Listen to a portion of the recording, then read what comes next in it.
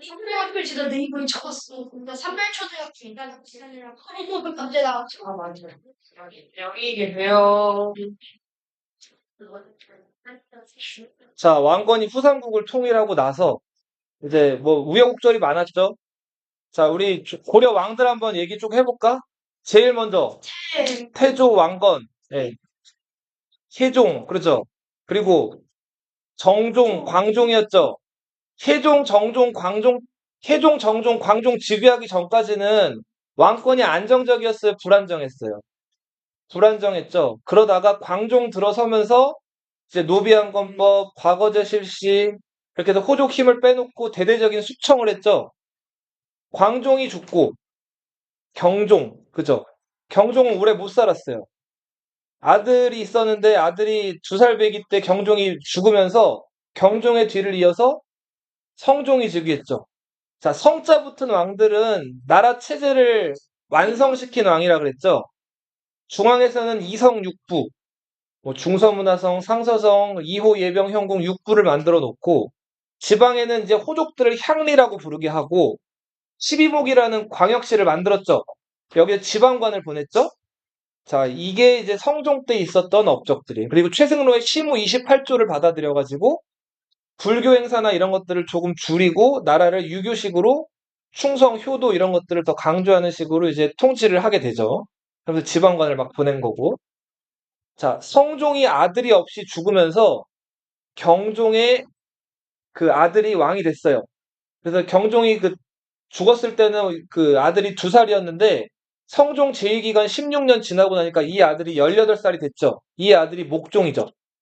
자, 목종은 자기 엄마 천추태후가 김치향이라는 그 애인을 만들어가지고 그 온갖 나쁜 짓들을 저지르고 그 애인 김치향과의 사이에서 낳은 아들을 자기를 제치고 왕으로 올리려는 그런 영모 고변이 있어가지고 네, 강조라는 사람을 불렀죠. 그래서 강조가 군대를 몰고 개경으로 돌아와서 네, 자 천추태후 가두고 김치향 제거한 다음에 목종을 폐위했죠.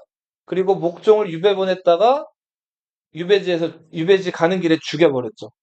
자, 그리고 목종이 제거된 다음에 왕이 된 사람이 8대 현종이었죠. 네, 대량원군. 자, 어렸을 때 여러 죽을 고비를 넘기고 절에서 신분을 그 굉장히 좀 뭐랄까 드러내지 못하고 이렇게 좀 움츠리고 살다가 겨우겨우 강조에 의해서 왕이 된 사람이에요. 자, 현종이 왕이 됐을 무렵에는 이제 거란의 침략이 계속 매섭게 있었죠. 자, 사실 현종 이전에 성종 때도 거란이 쳐들어왔었는데 그때는 고려가 거란의 침략을 되게 현명하게 물리쳤죠. 외교로. 네. 누구였어요? 서희가 네, 그렇죠. 외교 담판을 통해 가지고 강동 육주를 오히려 확보를 했죠. 자, 그리고 나서 현종 즉위한 다음에 강조의 정변을 빌미로 해가지고 거란 성종이 직접 쳐들어왔어요. 이때 현종이 수도 개경을 버리고 어디로 도망을 가죠? 네, 나주로 도망을 가죠. 이거를 2글자로 뭐라고 한다 그랬어요? 몽진이라고 부른다 그랬죠. 몽진. 혹은 또 다른 이름으로 파천이라고도 부른다 그랬죠. 뭐 파는 흩어진다. 천은 옮긴다는 뜻이에요. 수도 옮기는 걸 천도라고도 하잖아요. 자, 이렇게 해서 현종이 이제 나주로 몽진을 갔다가 이제 거란 군대가 돌아가자 다시 개경으로 돌아오죠. 그때 양규가 또 크게 활약을 해서 거란 부대에게 타격을 주고요. 3번째 쳐들어왔을 때는 고려가 대비를 잘해서 강감찬이 귀주해서 거란 군대를 크게 물리쳤죠. 자, 그리고 나서 고려는 이 거란의 침략을 물리친 다음에 개경 주변에 나성, 나는 그물 나자인데 개경을 방어하는 외성을 쌓고요. 그리고 거란과의 국경에 천리에 달하는 기달한 장성을 쌓죠. 이게 무슨 장성? 천리장성. 근데 천리장성은 사실은 거란을 막아내기 위한 목적보다도 누구를 더 염두한, 그쵸. 여진족의 침략을 더 대비하기 위한 방법으로 이 천리장성을 또 쌓기도 했죠. 자, 이렇게 100년 동안 이렇다 할 전쟁이 없이 평화로웠어요. 고려가. 현종 이후부터. 자, 이 100년 동안의 평화로운 시기에 소위 말하는 금수저들이 등장하죠. 네. 광종의 숙청에서 살아남은 개경 귀족들 혹은 지방 향리의 자식들이면서 과거 시험에 급제해가지고 개경으로 올라온 귀족들. 자, 이 사람들은 네, 과거 시험을 통해 가지고 자식들을 관직에 내보내거나 혹은 어, 아버지가 높은 관직에 있으면은 은퇴할 때 어, 과거 시험 통과 안 하고도 자식을 하나 관직에 시작할 수 있게끔 만들어주는 권리가 있었죠, 고려에서. 이걸 뭐라 그랬어요, 두 글자로? 음서라 그랬죠, 음서. 네. 고려시대 관직 진출하는 방법은 두 가지예요. 크게 뭐랑 뭐? 과거제도와 음서제도죠. 아버지가 5품 이상의 고위 공무원이면은 자, 은퇴하고 나서 자식도 별로 노력을 안 했는데도 아버지 영향으로 관직에 나갈 수가 있었단 말이에요. 음서 출신들이 승진하는데 제약이나 한계가 있었어요, 없었어요? 과거 출신이랑 똑같이 올라갔단 말이에요. 근데 요거는 고려 전반기 얘기고 고려 후반으로 갈수록 과거 시험 출신자들이 더 높은 자리에 가요. 왜냐하면 과거는 실력이잖아요. 그리고 과거 시험, 그러니까 음서로 관직에 나갔다고 해도 관직에 있으면서 퇴근하면 공부를 해가지고 과거 시험을 또 보는 경우들이 많았어요. 그만큼 시험이나 이런 것들로 선발되는 것들이 더욱더 고려 후반부로 갈수록 대우를 받았다. 이것도 좀 알아두시고. 자, 예나 지금이나 부자들이나 잘 사는 사람들, 뭐, 이런 사람들은 자기들끼리 결혼하죠. 그래야지 땅이든 재산이든 더 불리기가 유리하잖아요. 이때 개경에 살고 있던 귀족들도 그렇게 했다 그랬죠. 자, 이들은 여러 이제 유력한 가문들끼리 서로 결혼하고 했는데 이들을 가리켜서 뭐라고 불렀죠? 문벌 귀족이라고 불렀죠. 이 문벌 귀족 여러 가문이 있었죠. 인천을 본관으로 하는 경원 이씨. 당시 인천을 인주라고도 불러서 인주 이씨라고도 부른다 그랬어요. 그리고 자, 우리 멸망은 했지만 그쵸. 고려에 항복을 했기 때문에 고려로부터 굉장히 좋은 대우를 받았던 경주 김씨. 그리고 후삼국 통일전쟁에서 공을 세웠던 윤신달의 후손 하평 윤씨. 해동공자 최충 해주 최씨. 자, 이런 가문들이 있었죠. 네. 자, 이렇게 해서 이런 여러 가문들이 이제 자기들끼리 결혼을 하는데 특히 이들이 결혼하고 싶었던 가문. 고려에서 제일 잘 나가는 가문. 영주. 이 왕족, 예, 왕족은 뭘까요? 따지고 보면. 개성 왕씨겠죠? 송악을 본관으로 하는 이 개성 왕씨랑 어떻게든 결혼하려고 했단 말이에요. 그래서 실제로 이 경원이 씨 가문의 이자연, 이 사람은 과거 시험도 급제했을 뿐더러 자, 고려시대 때 이 사람으로 태어나면 이 사람보다 행복하게 살았던 사람 많이 없다 그랬죠? 자기 과거 시험 급제해가지고 최고관직까지, 문화시중까지 올라가고, 그리고 자기 딸들 다 왕한테 시집 보내가지고, 그 시집 보내는 딸들이 왕이랑 사이에서 또 자식을 낳았는데 그 자식들이 지금 보면은 순종, 선종, 숙종 해가지고 다 왕이 됐죠. 자, 이렇게 해서 이자연은 요 당시 문종 때 어마어마한 권세를 누리다가 죽었고, 이자연의 후손인 다 이씨들이죠, 지금? 다 경원 이씨예요. 경원 이씨들이 이 후대 왕들의 왕비로서 계속해서 시집을 간단 말이에요. 자, 이렇게 자기 딸이 왕비로 시집 가가지고 시집 가게 되면, 어, 뭐 이자연 같은 경우는 지금 문종의 뭐가 되죠? 자기 딸이 문종한테 시집가 장인어른이 되는 거죠. 그죠? 왕의 뭐가 된다고요? 장인어른이 되는 거죠. 네. 장인어른을 그 한자로 이제 구라고 불러요. 구. 어. 자, 그래서 나라의 장인어른이 되면 국구라고 불러요. 국구. 비둘기 아니다. 국구. 어. 나라의 장인어른을 뭐라고 부른다고요? 국구. 예. 그리고 그 시집 보낸 왕비가 왕과의 사이에서 아들을 낳았는데 그 아들이 새로 왕이 되면 예를 들면은 지금 이자연한테는 순종이 뭐가 되는 셈이에요? 자기 딸의 아들이니까. 예순자. 외손자가 되는 거죠. 그쵸? 어.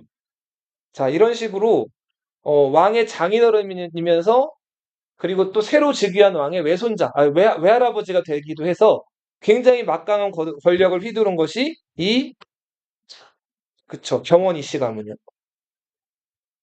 자, 근데 이 경원 이씨 가문 얘기를 조금 하기에 앞서서 이제 새롭게 고려를 조금 위협하게 된 그 오랑캐에 대해서 좀 배워볼게요. 자, 그죠? 자, 지금 여기 지도 보시면은 거란족이 한동안 고려를 괴롭히다가 이제 세 번의 침략 이후에 거란과 고려는 이제 평화 관계로 접어들었어요. 100년 동안.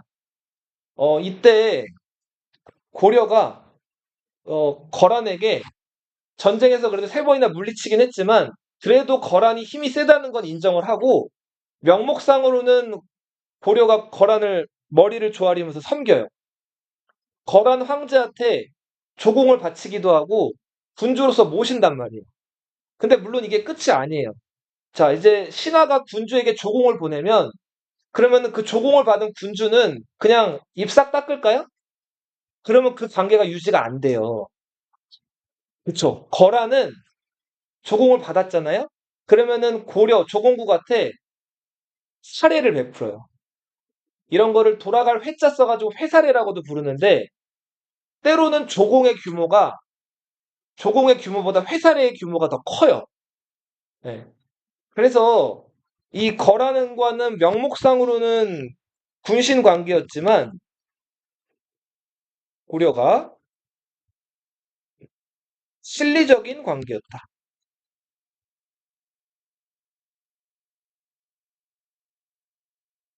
그리고 요 국경 일대에서 거란과 고려가 자주 국경 분쟁이 있었는데 그때마다 고려는 생각보다 꽤 강경한 입장을 취해요. 자, 뭐 예를 들면은 거란인들이 쳐들어와 가지고 고려인들을 잡아간다 그러면은 그 잡아간 거 다시 다 되돌려 놓으라고 하고 실제로는 거란 군대가 여기 와서 뭔가 약탈할 조짐이 보이거나 여기 와 가지고 뭔가 하려 그러면 공격을 해 가지고 죽여버리기도 한단 말이에요. 그만큼 고려는 거란에게 그렇게 믿지는 장사를 하지 않았어요. 자, 근데 문제는 이 여진족 얘네들은 사실은 여기 지금 천리장성으로 국경을 그어놓긴 했지만 요 일대에도 꽤나 많이 살고 있던 애들이 여진족이에요. 얘네들은 옛날 옛적에는 뭐라고 불렀냐면 숙신, 음루, 물길, 말갈 이렇게 불렸어. 들어봤죠? 얘네들은 아주 오랜 옛날부터 이 사실은 한반도 북부와 여기 그리고 중부까지도 왔다 갔다 하던 애들이에요. 근데 얘네는 이제 문화적으로는 고려보다는 한참 떨어진다고 고려 사람들이 여겼고 여진들도 스스로 그렇게 여겼어요. 그래서 여진이 가끔 여기 와가지고 약탈을 하거나 이렇게 오면은 고려 군대가 군대를 보내가지고 이걸 쫓아내기도 하고 여진족들이 식량이 떨어져가지고 먹을 걸 구걸하러 오면은 고려가 가끔 먹을 것들을 또 베풀어 주기도 했어요. 자, 그러면서 여진은 가끔 고려 사신과 왕래를 할 때 고려 사신편에다가 편지를 보낼 때 고려를 어버이의 나라라고 불렀어요. 그리고 여진족 자기네 그 건국 신화에 보면은 이 고려 살던 금준이라는 사람이 이 여진으로 넘어가가지고 여진의 시조가 됐다는 얘기가 있어요. 그리고 그 시조에 대한 얘기를 여진의 자기네 역사에도 써놨단 말이에요. 그래서 고려를 어떻게 보면은 여러 면에서 자기들보다 위고 어버이의 나라다 이렇게 여겼어요. 근데 12세기 초가 되면서 상황이 바뀌어요. 이 여진 부족은 여러 여진 부족으로 나눠져서 살아요, 평소에. 이제 말이나 소 같은 것들 데리고 다니면서 풀 뜯어 먹게 하고 말 타고 사냥하면서 그런 유목 생활을 하는데 터져 살던 여진 부족 여럿이 자 슬슬 지들끼리 싸움을 하다가 통일되는 움직임이 보여져요. 얘네가 예전에는 흩어져서 간헐적으로 쳐들어온 게 이제 덩어리가 커진 거예요. 자, 그리고는 쳐들어오는 규모나 이런 것도 점점 만만치가 않아요. 고려 입장에서는 골치가 조금씩 아팠어요. 자, 그때 고려의 왕이 여기 나와 있는 숙종이었어요. 자, 이 숙종은 저 여진족을 한번 정벌해야겠다 해가지고, 네, 임간이란 장군을 여진족에 보내요. 자, 임간이 어느 정도 군대를 이끌고 여진족을 쳐들어갔는데, 여진족한테 패배했어요. 이거 생각보다 만만치가 않네. 그래서 이번에는 과거에 급제한 윤관이라는 문관이 있었는데, 이 윤관을 여진족에게 또 보내봤어요. 윤관도 졌어요. 자, 만만치가 않은 거예요. 자, 윤관이 졌지만 자기가 그래도 여진족이랑 한번 붙어보고 와가지고 자, 숙종에게 진심을 담아가지고 건의를 해요. 제가 지금 비록 지고 왔지만 여진족들 정벌하려면 체계적으로 군대를 좀 키워가지고 가야겠습니다. 자, 그렇게 해서 숙종이 그럼 그렇게 해라. 군대를 만드는데 이 부대가 별무장. 별무반이라는 부대. 별이 무슨 뜻일까요? 별. 하늘별. 특별? 선별하다는 뜻이에요. 어, 골라 뽑았다는 거예요. 자, 별무반 부대는 집에 말을 기르는 사람들, 이 사람들은 말을 가지고 전쟁에 참여하라 그래요. 이 말탄 병사들을 신기군. 자, 말이 없는 사람들, 너희 몸으로 때워. 신보군. 보병이에요, 보병. 걸어다니면서 싸우는 거. 그 다음 고려는 불교의 나라기 때문에 절이 많죠. 자, 이 스님들 마귀 때려잡는다고 하죠. 항마군. 근데 진짜 불심이 깊어가지고 뭐 의천대사나 이런 사람처럼 공부하는 스님들이 아니라 그냥 절에서 밥만 축내고 있는 스님들 있죠. 이런 사람들을 수원승도라고 해가지고 절에서 이제 그냥 있는 이런 좀 어중이 떠중이 이런 사람들 있잖아요. 이런 사람들을 이제 참여시키는 거예요. 뭐 그 밖에도 도탕군이라고 해가지고 분탕질한다 이런 얘기 들어봤어요? 전쟁이 일어나면 적의 대열을 흐트리려고 맨 앞에서 뛰어들어가가지고 적을 막 이렇게 흐트러뜨리는 역할을 하는 군대. 도탕군. 네. 그리고 사궁. 뭐 하는 부대일까요? 활 쏘는 부대. 석투. 뭘까요? 돌 던지는 사람. 자, 이런 부대로 구성된 별무반을 조직하는데 별무반 인원이 17만 명. 진짜 작정을 한 거죠. 자, 그리고 이제 쳐들어가는데 한 번 여진족이랑 붙어봤던 고려 장군들이 입을 모아서 하는 얘기가 자, 그 여진족의 땅은 그 병목구간이라는 거예요. 자, 병목구간이 뭘까요? 너희 그 모래시계 본 적 있죠? 모래시계 이렇게 뒤집어 놓으면 모래가 확 떨어져요? 아니면 천천히 떨어져요? 천천히 떨어지는 이유가 뭐예요? 그 좁은 구간을 통과하기 때문에 천천히 떨어지는 거죠. 그게 병목 구간이에요.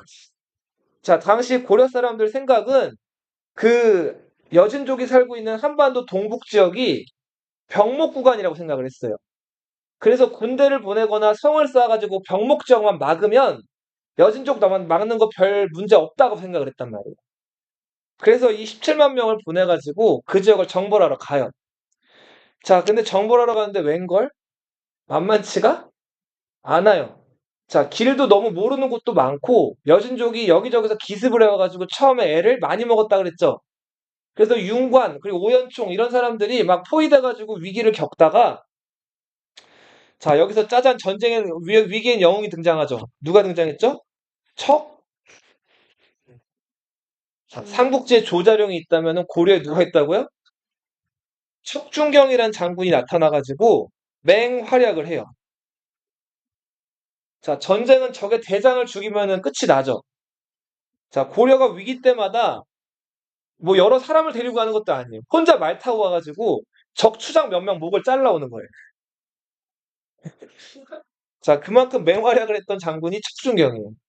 자, 그래서 이런 장군의 활약과 그리고 또 많은 군대 투입 이런 것들로 마침내 그 여진족을 소탕을 해요. 그리고 거기다가 쌓은 성이 동북 구성을 쌓죠. 동북 구성의 위치는 지금도 정확하게 어딘지 알려져 있지가 않아요. 추측되는 지역은 요 천리장성 바로 위쪽 지역이다라는 얘기가 있고요. 그리고 여기 지금 지도에는 잘려 있지만 두만강 바로 위에 부분 혹은 더 위에 올라가서 연해주 지역이다라는 얘기가 있는데 이 지역 아니면 이 지역 1번 지역 아니면 2번 지역이 논쟁의 여지가 있어요. 그래서 만약에 나중에 시험 문제 할 때는 동북구성의 위치를 물어보는 문제는 절대로 나오지 않아요. 네. 논란의 여지가 있는 지역. 교과서에도 안 실려 있어요. 동북구성의 지역은. 네. 자, 그렇게 해서 동북구성을 쌓았는데 문제는 아까도 말씀드렸듯이 병목 구간인 줄 알았는데 그렇지가 않다 그랬죠. 사방이 뚫려 있는 지형도 많고 여진족이 여기저기 숨어 있다가 공격해올 여지도 너무 많은 거예요. 지키기가 어려워요. 그래서 동북구성을 쌓고 나서 1년 만에 반환하죠. 돌려주죠. 여진족의 요구대로. 이게 1109년이에요. 자, 여기 보시면 윤관이 여진정벌하고 동북구성을 쌓았다. 이게 이제 척경입비도라는 그림인데 너희 뭔가 모르는 공간을 새로 알게 되는 거를 개척하다 이런 얘기 들어봤어요? 개척할 때 그 척. 경은 국경이에요, 국경. 네. 국경을 개척하고 입비.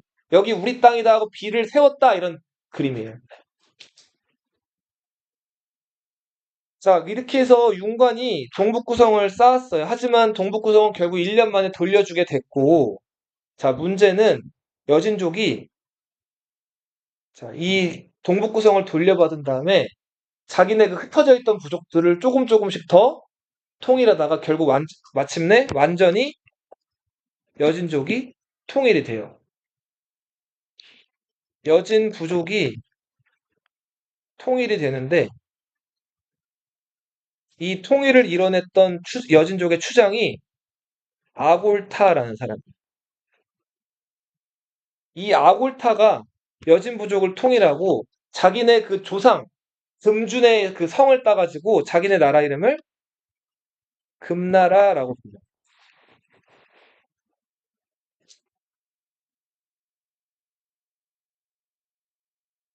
자, 위에 지도로 가볼게요. 여기 마침 또 이게 있으니까 이제 금나라가 세워진 거예요. 이 지역에.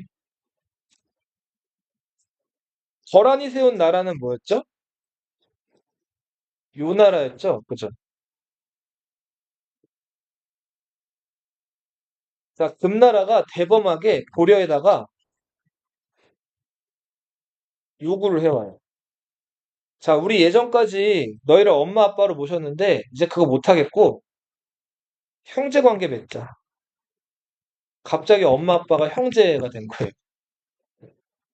고려 입장에서는 이거 어떻게 했을 것 같아요?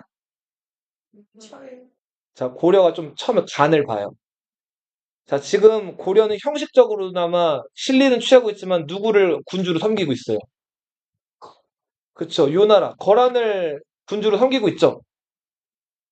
자, 근데 얘네가 갑자기 형제 관계를 요구해 오면서 금나라가 요를 계속 치는 거예요. 그리고 요는 거란은 이 금나라 공격에 맥을 못 쳐요. 계속 땅을 뺏겨요. 자, 고려 입장에서는 요 나라와 친하게 지낼 건지 금나라와 관계를 좀 이렇게 잘 가질 건지 이제 간을 봐요. 자, 근데 고려는 외교를 잘하는 나라예요. 자, 고려가 좀 이제 관심이 있었던 지역은 요 지역이었어요, 요 지역. 자, 이 지역은 요 나라와 고려의 국경 지역인데 여기 지금 압록강 경계로 한 지역이죠. 원래 압록강 요 이남은 고려가 이제 거란과의 관계에서 가지기로 했는데 자꾸 요 나라가 고려랑 전쟁이 끝난 다음에도 여기 자꾸 군인들을 보내거나 사람들을 보내서 여기 있는 사람들 죽이거나 약탈해 가거나 하는 경우들이 꽤 비일비재했단 말이에요. 그래서 요 지역이 아무튼 분쟁 대상이었거든요.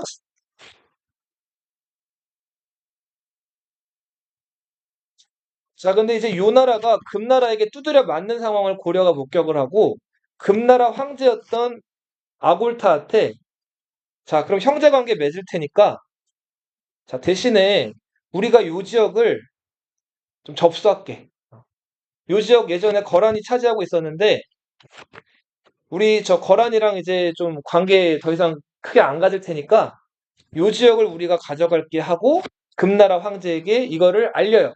그랬더니 금나라 황제는 요 나라랑 연염이 없었기 때문에 그럼 그렇게 해. 알아서 해. 라고 한단 말이에요.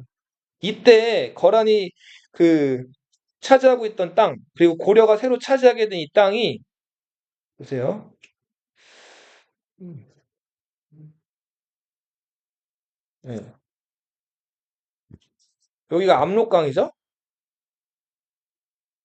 당시 기록에는 내원성이라고 나왔어요. 무슨 성? 내원성. 내원성은 여기 보시면은 압록강 하구에 있는 검동도란 섬 보여요? 이 압록강이 이제 있으면 압록강 그 하류에 그 지금 마치 여의도에 밤섬 떠 있는 것처럼 저기 한강에 여의도 떠 있는 것처럼 이 강 하구에 검동도라고 둥둥 떠 있는 섬이 있어요. 이 섬에 있던 성이 내원성이에요. 여기를 거란이 고려 허락도 안 받고 멋대로 점령한 다음에 성을 쌓았는데 그게 내원성이라고. 그리고 요 바로 압록강 건너면 요 지역에 천리장성 바로 위쪽에 보주성이라는 성이 있었어요. 보주. 무슨 성? 보주. 포주라고도 하는데 고려는 이 내원성이랑 포주성을 어떻게든 거란으로부터 찾고 싶었는데 마침 이제 요 나라가 이제 힘이 빠지고 이렇게 물러나면서 금나라한테 허락을 받고 이 지역에 군대를 보내요. 근데 요는 여기를 그래도 끝까지 지키고 있었어요. 근데 워낙 상황이 급박해지니까 고려가 군대를 몰고 왔더니 요 나라 장군이 어떻게 하냐면 고려 장군한테 오라고 한 다음에 그 성문을 열어주고 불량 창고 열쇠나 이런 것들 다 넘겨줘요. 그래서 굉장히 이제 고려는 뜻하지 않게 좋은 기회에 금나라랑 요나라랑 서로 싸우고 나서 이렇게 막 이러고 있을 때 요 검동도의 내원성과 보주성을 차지하게 된다. 그리고 당시 왕이었던 숙종의 아들 예종이 그 보주성을 의주라고 이름을 바꿔요. 자, 그렇게 해서 오늘날에 너 혹시 의주라는 도시 들어봤어요? 북한의 신의주 들어봤어요? 그 신의주가 이제 과거에 있었던 애는 의주라고 불렸단 말이에요. 그 의주를 고려가 이때 그러니까 이때 겨우겨우 차지하게 된다. 자, 보시면, 네. 여기 보시면 그 압록강 하고 있던 내원성과 보주 지역. 네. 이 지역이 지금의 무슨 땅이라고요? 북한의 의주. 지금은 이제 북한에서는 의주라고는 안 부르고 신의주라고 부르는 곳이죠. 중국과 한국 사이에 있는 교통로로서 굉장히 중요한 곳이에요. 여기를 금나라와 요나라가 싸우고 있는 틈에 차지하게 됐다. 의주성, 보주성 보이죠? 네. 자, 이쪽에 검동도고요. 내원성 있는. 자, 그래서 요 지역을 아무튼 고려는 획득하게 됐는데 금나라가 그 정말 정말 더 그러니까 세져요. 당시 여기 중국에는 어느 나라가 있었냐면 송나라가 있었어요. 송나라는 평소 요 나라랑 관계가 극도로 안 좋았어요. 계속 전쟁을 했거든요. 근데 송나라가 일방적으로 당하는 관계였어요. 자, 그래서 송나라가 이번 기회에 금나라의 힘을 빌려가지고 요 나라를 쳐보려고 그래요. 자, 요런 걸 가리켜서 뭐라고 하냐면 우리 저 중국 사람들은 자기들을 중화라고 부르죠. 그래서 중국집을 중화 요리 전문점 이렇게 부르잖아요. 그죠? 자, 근데 중국 사람들은 자기네 황하 주변이 아니라 동서남북에 있는 저 멀리 사는 다른 민족들을 오랑캐라고 불렀죠. 동서남북에 사는 오랑캐들 이름이 다 달랐는데 동쪽에 사는 오랑캐들은 동이라고 불렀죠. 중국 사람들이 동쪽에 사는 오랑캐를 뭐라고 불렀다고요? 동이. 그래서 우리 한국 사람들을 동이족이라고 불렀잖아요. 자, 송나라 입장에서는 오랑캐로서 또 다른 오랑캐를 제압하는 거예요. 자, 여기서 이 오랑캐를 제압한다 할 때 이 이는 어느 오랑캐예요? 요나라죠? 네. 그리고 여기 있는 이 오랑캐는 누구예요? 금나라죠? 네. 여진. 금나라를 이용해서 또 다른 오랑캐인 거란족을 제압하는 전술이에요. 이거를 네 글자로 뭐라고 부른다? EJ. 이거 우리 속담으로 하면 손 안 대고 코 풀기 뭐 이런 거죠. 네. 자기 손 안 더럽히고 남의 손으로 어려운 일들을 처리하는 거. 네. 자, 그래서 송나라는 금나라랑 동맹을 맺고 요나라를 양쪽에서 공격하기로 해요. 근데 송나라는 군사도 별로 없었고 군사라고 보낸 게 요나라한테 얼마 안 보냈는데 그나마도 다 져요. 근데 금나라는 진짜 모든 군사를 영혼을 다 끌어모아가지고 요나라를 쳐서 요나라를 멸망시켜요. 자, 결국은 누구 힘으로 요나라가 망한 거예요? 금나라 힘으로 요나라가 망한 거죠. 송나라는 한 게 아무것도 없어요. 금나라가 요 일대를 차지했어요. 근데 생각해보니까 열받는 거예요. 자기네 군사들만 많이 죽었어요. 야, 송나라 니네 군대 보내기로 했잖아. 이렇게 할 거야? 야, 우리 황제할 거니까 니네 신하해. 송나라 그건 좀 어렵겠는데? 자, 금나라가 송나라를 쳐요. 그렇게 해서 송나라 수도였던 카이펑이 함락이 되고 송나라 황제랑 황태자가 금나라 수도 심양이란 곳으로 잡혀가요. 자, 당시 살아남은 송나라 황제의 아들은 자, 남쪽으로 쫓겨 내려가서 송나라를 재건해요. 이게 남송이에요. 자, 송나라가 차지했던 중국의 북쪽은 다 어느 나라 땅이 됐어요? 다 금나라 땅이 된 거죠. 자, 12세기 들어서 이 동아시아 세계의 최강자는 잠깐 동안 어느 나라였다? 금나라. 몽골 얘기 하지도 않았는데 갑자기 몽골 얘기가 나오죠. 자, 그래서 이 12세기는 금나라가 최강의 나라였어요. 네. 자, 이 상황에서 고려에서는 권력을 장악하고 있던 가문이 자, 아까 그 이자연 얘기했죠. 경원이 씨. 이자연의 손자였던 이자겸이란 사람이었어. 이자겸은 이 사람은 과거 출신이 아니에요. 음서 출신이에요. 그러니까 집안 백으로 관직에 나간 사람이에요. 근데 이 사람 아주 이거에 능해가지고 자기 둘째 딸을 예종의 왕비로 시집을 보내요. 그리고 자기 둘째 딸과 예종 사이에서 낳은 아들, 그 아들이 인종으로 즉위를 해요. 네. 그러니까 이자겸은 그쵸 예종의 장인이면서 인종의 외할아버지가 된 거죠. 그리고 여기 당시 인종은 즉위했을 때 나이가 14살이었어요. 14살이면은 중1, 그죠? 자, 근데 이 인종이 14살인데도 이자겸이 욕심이 끝이 없어가지고 자기 셋째 딸이랑 넷째 딸을 이자겸한테 연거푸 시집을 또 보내요. 그러니까 인종 입장에서는 누구랑 결혼한 거예요? 자기 엄마죠. 이 문경태후가. 근데 이 이자겸이 인종이 결혼한 그쵸? 자기 엄마의 여동생들이랑 결혼한 거예요. 막장이죠. 자, 그만큼 이자겸이라는 사람이 욕심이 많았고 이렇게 중첩적으로 전황, 현황할 것 없이 다 시집을 보냈다고 자기 딸들을. 자, 이런 사람들을 이제 외척이라고 부르고 이자겸은 이제 왕의 장인어른이면서 그죠? 그 왕의 이제 외할아버지 역할을 하게 되는 막강한 권력을 휘두르게 된 사람이 이자겸이었다. 자, 그래서 요 금나라가 이렇게 막 강해지던 무렵에 고려 정권에서 힘을 가지고 있던 사람은 어린 왕을 끼고 있던 이자겸. 이 사람 외척이죠. 그리고 또 한 명의 인물이 있었어요. 이 사람은 원래 집안도 그렇게 뛰어나지도 못하고 별 볼 일이 없었는데 전쟁 영웅, 방금 얘기한 사람, 고려 조자룡. 누구? 그렇죠. 여진과의 전쟁에서 혁혁한 공을 세운 척준경. 군인이죠, 군인.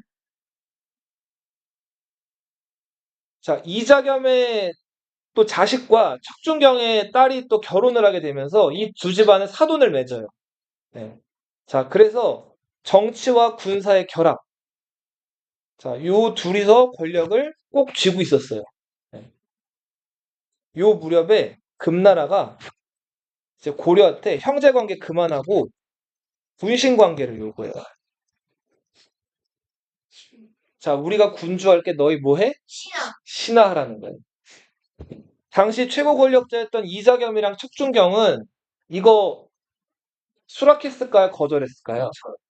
어떻게 했을 것 같아요? 거절하면 뭐가 일어날까요? 전쟁이 일어나죠? 100년, 100년 동안 평화로웠죠? 근데 지금 전쟁 나면 다 이거 깨지죠? 자, 그래서 당시 이자겸과 척준경 정권에서는 금나라의 이런 요구들을 수락을 해요. 자, 그래서 이때 고려는 1126년부터 금나라를 군주국가, 황제국가로 모시게 돼요. 이렇게 작은 나라가 큰 나라를 모시는 거를 이제 금과 4대 관계를 맺었다. 이렇게. 4대라고 하는 거는 작은 나라가 큰 나라를 섬기는 거를 말하는 표현이에요. 맹자에 나오는 표현입니다.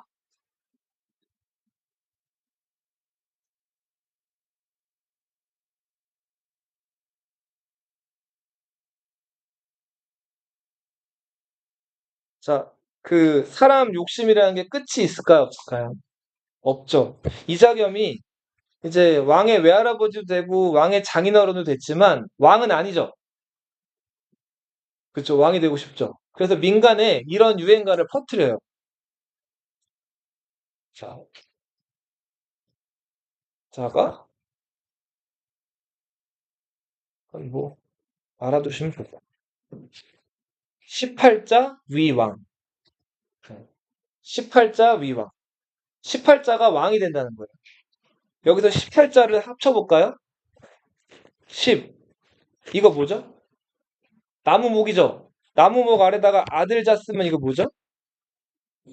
2죠, 2. 그죠? 그죠? 이자겸도 이거란 말이에요, 한자. 네. 이 씨가 왕이 된다라는 거예요. 이게 18자 위왕. 이런 그 노래를 어떤 의미인지 전해지지 않는데 그 개경에 있는 아이들이 따라 부르게끔 이런 유행가를 만들어요. 자, 그렇게 해서 이자겸이 왕이 되려는 야심을 조금씩 가지게 돼요. 근데 여기서 간과했던 게 인종이라는 이 이자겸의 외손주의자 사위, 14살짜리지만 만만한 왕이 아니었어요. 그래서 이 어리지만 인종이 자기 세력을 만들고 슬슬 자기도 이제 왕으로서 한번 직접 정치를 해보고 싶어 해요. 자, 근데 할아버지 권력이 워낙 강해가지고 눈치만 보고 있는 상황이었어요. 자, 근데 이자겸이 워낙 권력이 강하니까 이자겸 주변에서 이자겸한테 이제 아부하는 신하들이 많았는데 그 신하들 중에 하나가 이런 제안을 해요.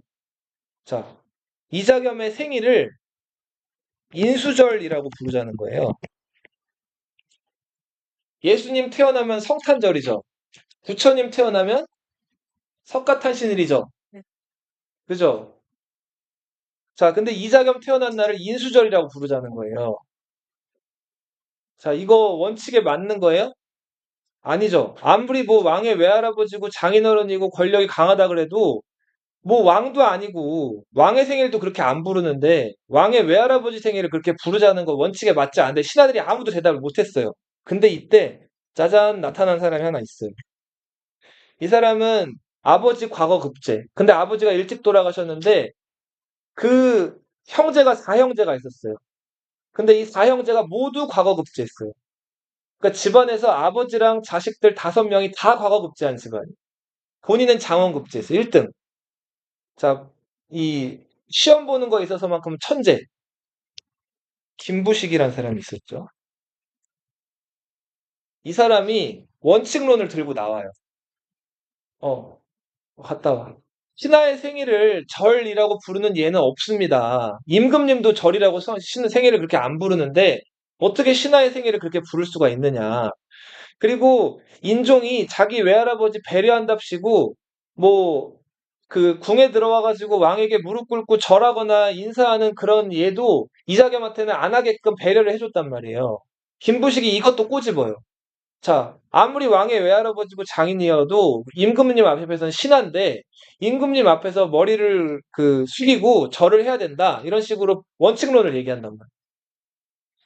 자, 이자겸이 김부식이 매우 고깝고 마음에 안 들었지만 바른 말을 했기 때문에 깨갱하고 잠깐 물러났어요. 하지만 왕이 되고 싶은 야심은 꺼지지 않았죠. 자, 근데 자, 14살. 너희도 이제 곧 14살이 되겠죠. 선생님 저번에도 한번 얘기한 것 같은데 10대, 20대 남자들의 판단력이라든지 10대, 20대 남자들의 생각은 별로 믿을 게 못 돼요. 네. 되게 좀 선생님들 지나온 시간들을 떠올려 보면 예, 어리석은 행동들을 많이 해요. 근데 이 당시 인종이 자기 측근에 있는 사람들, 자, 자기 측근에 있는 사람들을 모아다가 김찬, 안보린, 진호견, 자, 궁중에 있는 친위 군대를 좀 동원해가지고 이자겸이랑 측중경을 왕명으로 불러들인 다음에 이들을 치려고 한 거예요. 고려시대 때 임금님 측근에서 이렇게 활약하던 신하들을 내시라고 불렀어요. 내시. 근데 내시는 여기 거세한 사람들 아닌가요? 그거는 조선시대 때 와가지고 여기 거세한 사람들을 내시나 환관이라고 부른 거고, 고려시대 때는 이렇게 거세한 사람들은 환관이라고 부르고, 고려시대 내시는 과거 급제한 다음에 똘망똘망한 사람들 있죠. 왕이 앞으로 키우고 싶은 사람들. 그런 사람들을 내시라고 불렀단 말이에요. 앞으로 출세가 보장돼 있는 사람들. 이 사람들 여기 없는 사람들 아니에요. 아무튼 김찬, 안보린, 진호견 이런 사람들을 불러다가 측근 내시들을 불러다가 말씀드린 것처럼 이자겸 측중경을 왕궁으로 불러들인 다음에 죽이려고 해요. 자, 근데 문제는 이 이자겸 측중경이 의심이 좀 나가지고 이 왕의 부름에 바로 응답을 안 해요. 그래서 이들이 바로 궁에 들어가지 않고 대신에 척준경의 동생이었던 척준신 그리고 척준경의 아들이었던 척순 이들이 궁으로 들어갔다가 이들 칼에 맞아가지고 죽어요. 자, 척준경은 사실은 그렇게 반란을 일으키거나 이럴 마음까지 가지고 있던 사람은 아니었어요. 그냥 전쟁 영웅이었고 군사들로부터 그 어떤 존경을 받고 있는 그런 군인이었는데 다만 이자겸 집안이 권력이 좀 있으니까 사돈관계를 맺어놓은 것 뿐이었는데 자 괜히 자기 죄 없는 동생이랑 아들이 궁으로 불려갔다가 죽임을 당한 거예요. 화가 났겠죠? 자 이자겸 척준경이 궁 바깥에 있는 자기 군대를 모두 동원해가지고 자 인종이 있는 궁궐을 포위해요. 자 절체절명의 위기. 개경 그 궁궐 안에는 군사도 얼마 없었어요. 자, 인종이 성 위로 올라가가지고 이자겸과 척준경 보는 앞에서 해산하라 그래요. 해산했을까요? 안 해요. 자, 계속 해산하라는데 명령을 거부하고 자기 아들이 죽고 동생이 죽어서 화가 난 척준경이 군인들한테 활을 준비하라 그래요. 그 다음에 활을 쏘라 그래요. 자, 근데 활을 어디다 쐈냐면 궁궐에다 쏴요. 자, 근데 궁궐에 쏜 활은 그냥 쏜 화살이었을까요? 불화살을 쏜단 말이에요. 자, 척준경이 뭘 했다고요? 홧김에 화공을 했어요. 그러니까 불화살을 궁궐에다 쏜 거예요. 자, 그래서 궁궐에 불이 붙고 막 타기 시작을 해요. 자, 난리가 난 거죠. 자, 인종이 항복을 선언하고 그 성 밖으로 나와요. 그 다음에 이자겸을 만나요. 근데 만나는 자리에서 왕의 상징, 왕의 도장 뭐죠? 옥새를 자기 외할아버지 이자겸한테 주겠다는 거예요. 자, 이자겸이 이거를 받을까 말까 고민을 좀 해요. 자, 근데 주변 신하들이 갑자기 막 울고 불고 난리를 치고 머리를 꿇고 막 숙이면서 아니되옵니다, 아니되옵니다 하는 거예요. 왕자리가 이 씨에게 넘어가서는 안 된다는 거예요. 자, 이자겸이 이걸 보고 뜨하게 눈치는 빨라가지고 안 받겠다 그래요. 자, 대신에 자, 근데 자기가 왕이 못 되면 지금 이자겸이나 척준경이 한 행동은 어떤 행동이에요? 역적들이 하는 행동이죠. 반역이죠. 이거 만약에 인종 임금이 살아있으면 언젠가 자기가 처벌받을 수가 있죠. 그래서 이자겸이 어떻게 하냐면 인종을 자기 집으로 데려가요. 가택연금 가둬놔요. 그래서 그 고려사 기록에 보면 인종이 이제 한숨을 쉬면서 막 그 성토하는 부분이 나와요. 막 슬퍼하고 고통스러워하고. 자, 근데 인종은 보통 또 인물이 아니라 그랬죠. 어리지만. 인종의 아버지 예종. 자, 예종이 44살에 죽는데 죽을 때 당시 기록을 보면 등에 그 종기가 났어요. 자, 종기 뭔지 알아요? 네, 이렇게 둥글게 생긴 그 고름 차 있는 그 아픈 그 저기 상처 부위에 나는 것들이죠. 이 종기 내버려 두면은 또 자꾸 눕누면서 닿으면 이 종기가 점점 어떻게 될까요? 커지죠? 그러니까 이 종기를 어떻게 치료했을까요, 옛날에는? 맞아요.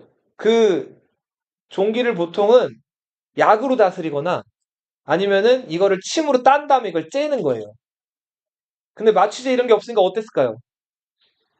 엄청 아프단 말이에요. 막 이거 짜다가 기절하는 왕들도 있어요. 자, 근데 이 종기를 예종 등에 놨는데 당시 예종의 전담 의사, 어이였던 최사전이라는 사람이 이걸 어떻게 처방해야 했다가 종기를 짜요. 자, 짜는데 예종이 이거를 견디지를 못하고 체력이 떨어져가지고 누워서 혼수 상태에 빠졌다가 죽는단 말이에요. 자, 조선시대나 고려시대 때 임금을 돌보는 어이가 임금이 죽으면 어떻게 될까요? 죽이지는 않고 생매장 그거는 지증왕 때 없어졌잖아요. 순장이 없어지잖아요. 어떻게 할까요? 유배를 보내요, 보통. 네. 그리고 그 어이 자리에서 잘린단 말이에요.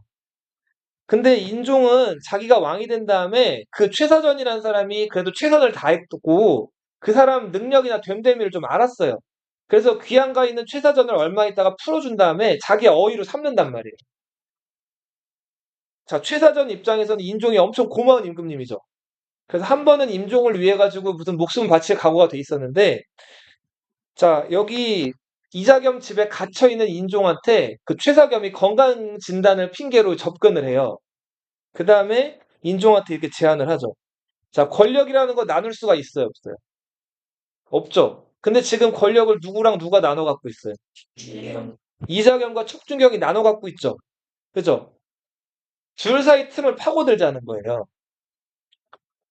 자, 인종이 옳다쿠나 해가지고 자, 누가 나을까 봤더니 지금 이자겸은 안 되겠죠? 자, 자기 외할아버지가 좀 잘 가둔 사람이기 때문에 척준경 쪽에다가 편지를 써요. 자, 지금 저 대역죄인 이자겸을 지금 쳐달라. 그리고 나랑 같이 하자. 이런 뉘앙스의 편지를 쓴단 말이에요. 척준경이 평소에도 자기는 반역을 꾀할 마음까지는 없었는데 아무튼 어떻게 하다 보니까 이자겸이랑 따라서 이렇게까지 왔는데 이 얘기를 듣고서는 이 편지를 받아보고서는 마음이 조금씩 흔들리기 시작을 하는 거예요. 생각해보니까 지금 인종을 죽이지도 못했죠. 그리고 이자겸이 왕이 된 것도 아니에요. 이대로 시간을 끌다가 만약에 인종이 포기하기 위해서 제대로 다시 왕노릇을 하게 되면 꼼짝없이 역적으로 다 죽잖아요. 그러니까 왕편으로 빨리 서야 될 거 아니에요. 척준경이 마음이 조금씩 흔들리기 시작해요. 근데 그러던 와중에 이자겸네 집안의 종이랑 척준경 집안의 종이랑 싸움이 붙어요. 싸움의 내용은 이거였어요. 이자겸 집안의 종이 척준경 집안의 종한테 야, 니네 주인 궁궐에 불 질렀지? 자, 미친 거 아니야? 역적들이 하는 짓을 했네. 자, 너 이제 큰일 났다. 자, 이런 식으로 약 올린 거예요. 근데 척준경 집안 입장에선 이 얘기가 어떤 얘기예요? 말도 안 되죠? 자, 어떻게 보면은 같이 반란 일으켜가지고, 물론 불을 척준경 쪽 군인들이 활을 쏴서 지르긴 했지만, 같이 반역을 도모한 거 아니에요. 같이 죽고 살아야 되는 사이 아니에요. 근데 이자겸 쪽에서 자기들은 불 안 질렀다고 싹 꼬리를 자르는 거예요. 마음이 돌아섰죠. 척준경은 군대 내에서 존경을 받고 있었기 때문에 군공을 세워서 척준경이 이렇게 하자고 하면 군인들이 움직이는 사람이었단 말이에요. 자기를 따르는 군인들을 데리고 인종을 찾아가요. 자, 그 다음에 인종을 호위해가지고, 네, 이자겸을 이제 공격을 하죠. 이자겸은 당시 많은 군인들이 척준경 편을 들었기 때문에 속수무책으로 잡혀요. 자, 이제 다시 인종의 턴이 왔어요. 인종은 이자겸을 어떻게 했을까요? 살려주면 유배를 보내요. 대역죄를 저질렀지만 자기 외할아버지죠. 장인어른이죠. 자, 그렇기 때문에 죽일 수는 없었고 유배를 보내요. 이때 이자겸을 유배 보낸 곳이 전라남도의 영광이라는 곳이었어요. 어디? 영광. 이자겸이 유배를 가가지고 이제 그 영광이 이제 바닷가잖아요. 이 빨랫줄에 생선을 말렸다가 이걸 구워 먹다는 거예요. 근데 이게 되게 맛있었대요. 그래서 자기가 지금 영광 이 총구석에 유배를 와 있지만 언젠가는 다시 돌아갈 거야. 나 비굴하게 살지 않을 거야. 해가지고 이 굴비죠. 네, 이거를 포장해가지고 왕에게 그 유배 와 있는 처지에 선물을 보냈다 그래요. 그래서 이 비굴하게 살지 않을 거라는 말에서 유래해가지고 이 맛있는 생선이 뭐라고 불리게 된 거예요? 굴비가 됐다 그래요. 영광 굴비. 자, 이자겸은 유배돼서 역사의 뒤로 이제 사라졌고 척준경이 한동안 권력을 가지게 됐는데 척준경은 큰 죄를 저지른 게 하나 있죠. 불을 질렀죠. 자, 궁궐에 불을 지른다? 이거는 사지를 찢어 죽일 일이에요. 왕조 사회에서. 대역죄잖아요. 근데도 왕편을 들어서 아무튼 왕이 권력을 회복하는데 공을 세웠어요. 당시 이 척준경을 끌어내려야 한다. 이거를 역사에서 뭐라고 하냐면 탄핵이라고 불러요. 뭐라고요? 예. 척준경을 탄핵하는 상소가 막 올라와요. 그 중에 대표적인 상소가 정지상의 상소였어요. 김부식이 자기 증조 할아버지가 신라, 예, 경주 출신이면서 이제 경주의 그 세력을 가지고 있는 대호족 집안 출신이라면은 정지상은 여기 출신이에요. 서경이 어디예요? 평양이죠, 평양. 예, 이 평양 출신이라면. 김부식 과거 장원급제, 정지상도 장원급제.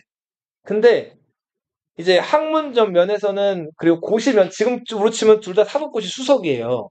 그러니까 최고 엘리트들인데 이 정지상은 지금 우리 한국 역사에서 몇 손가락 안에 꼽는 유명한 시인이었어요. 네. 고려의 대표 시인 누구? 정지상. 이 정지상이 5살 때 지었다는 시가 있어요. 네. 자, 이거 같이 한번 읽어보세요. 제가 새 을자예요. 새 을자. 자, 그러니까 당시 정지상이 제트가 아니죠. 제트를 어떻게 알아, 정지상이. 자, 강물에 떠 있는 그 해오라기, 그 백조 같은 그 새들 있죠. 이 새들이 이렇게 생겼잖아요, 실제로. 그 오리나 그 새들이 이렇게 떠다니잖아요. 그죠? 그래서 이 한자가 그래서 새을자인 거예요. 그 해오라기 두 마리, 하얀 새오라기 두 마리를 보고 이런 시를 썼다 그래요. 어느 누가 흰 붓을 가지고 새을자를 강물에 썼는고. 예. 5살짜리가. 예. 이것도 지금 다섯 자 맞춘 거죠. 예. 이렇게, 이런 걸 절구라고 하는데, 이걸 5살짜리가 맞춰 쓴 거예요. 그리고 정지상의 또 유명한 시 하나 하면은, 요거는 너희 고등학교 가면 아마 배우고 수능에도 나왔었고, 예. 자, 정지상의 같이 읽어보세요. 뭐죠? 이게 무슨 한자일까요? 보낸다. 송자예요, 송자. 정지상의 무슨 인? 송인이에요, 송인. 나중에 너희 벌써 중학교 때 학원 다니는 친구들은 빨리 배울 수도 있고, 고등학교 올라가면 꼭 배워요. 예. 정지상의 송인이에요. 자, 읽어보세요. 비겐.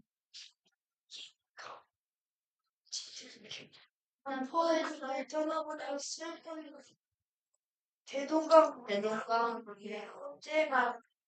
입을 두면 세게 개통하는 것이 자, 그러니까 이 자기의 슬픈 감정을 이제 대동강물 이제 비유해가지고 쓴 시인데, 예. 이 시도 지금 보면은 하나, 둘, 셋, 넷, 다여, 일곱. 일곱 글자로 내행이 돼 있죠.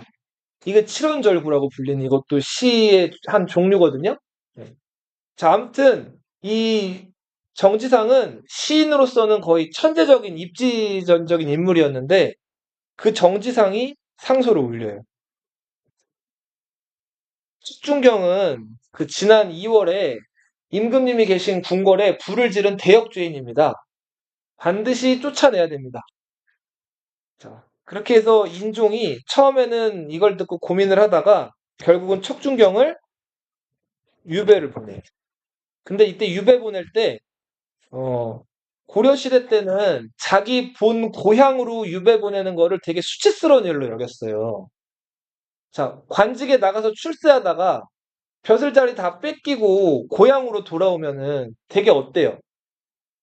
쪽팔리죠?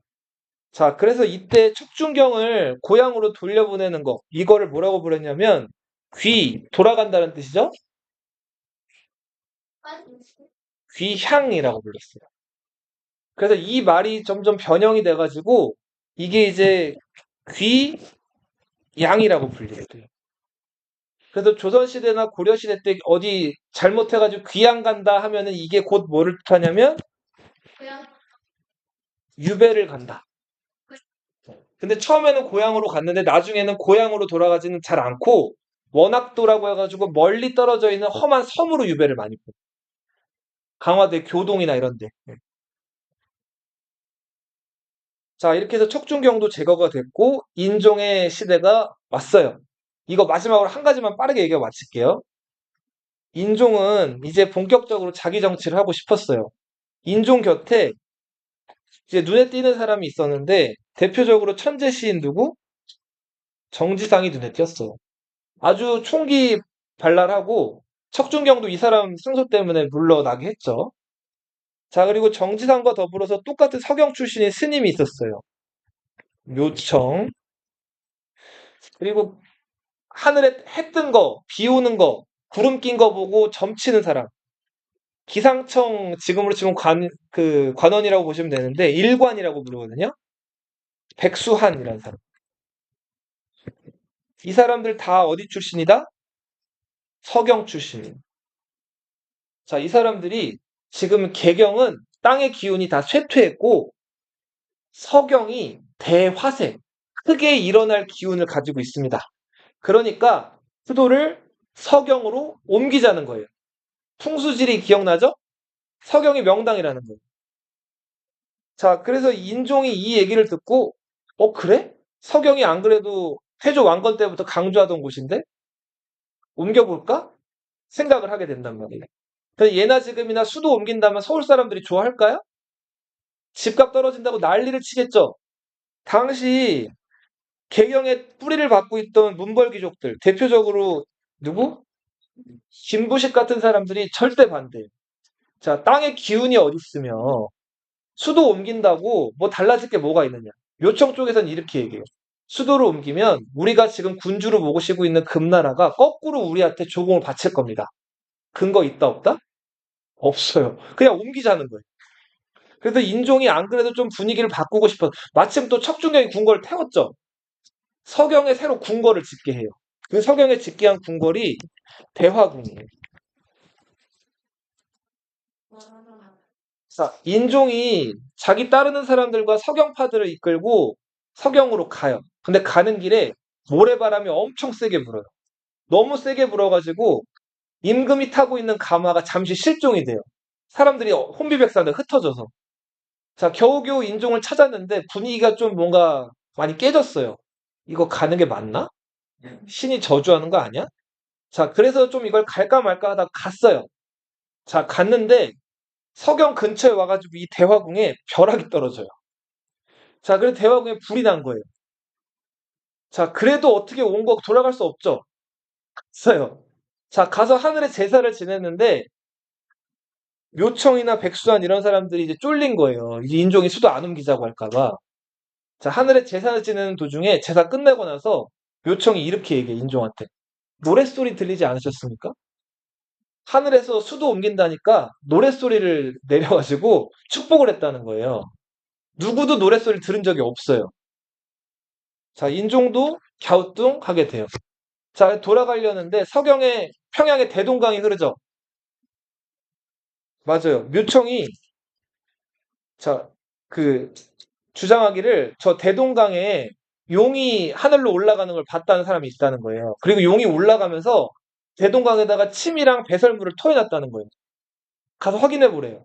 자, 인종도 궁금해져서 봤어요. 갔더니 진짜 자, 무지갯빛 뭔가가 떠오르고 있어요. 자, 근데 이거 아무래도 이상해가지고 잠수를 시켜봤어요. 그랬더니 떡 있죠? 떡 안에다 그 구멍을 뚫어가지고 떡 안에다 기름을 넣은 다음에 거기다 구멍을 뚫어 놓은 거예요. 그 다음에 떡을 강물에 퐁당 빠뜨렸더니 그 떡 안에 있던 기름이 스멀스멀 나온 거예요. 자, 왜 물 위에 기름 둥둥 뜨면은 어떤 빛깔 나요? 무지갯빛 약간 오색 빛깔 나죠? 그러니까 이벤트를 조작을 한 거예요. 다 뽀록이 났죠? 자, 묘청은 모르쇠 했지만 누구나 다 묘청 짓인 걸 알았어요. 결국 인종마음이 떠났고 수도를 안 옮기기로 해요.